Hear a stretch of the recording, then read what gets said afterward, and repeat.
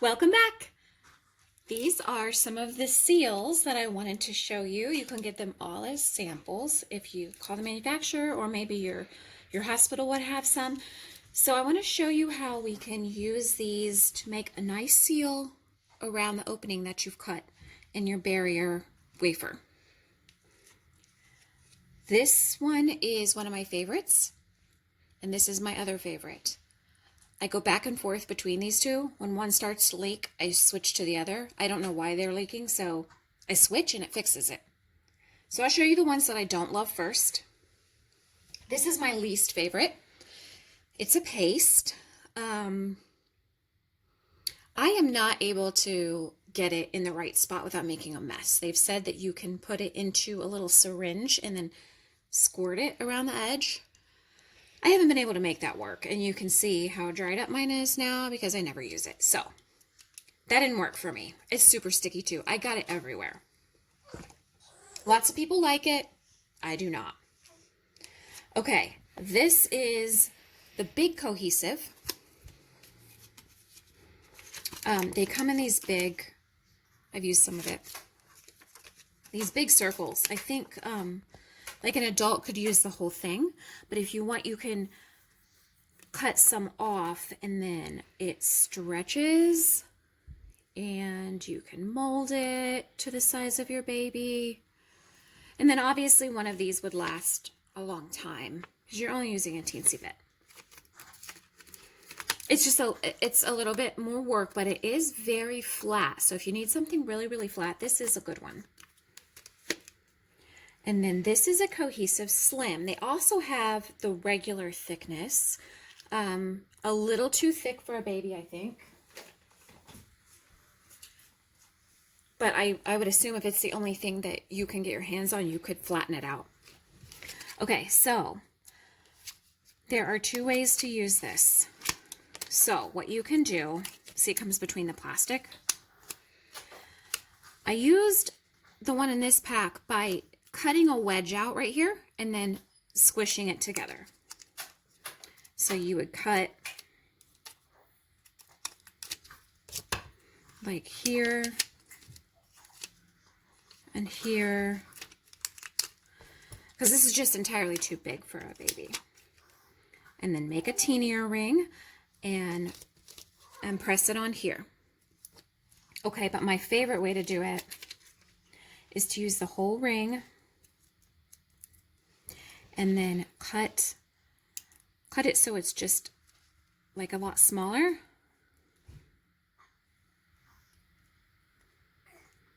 So then this one would last for 2 wafers. Use this one, and then next time you can use this. So what you're gonna do is put it on here where you've cut the hole, and then shape it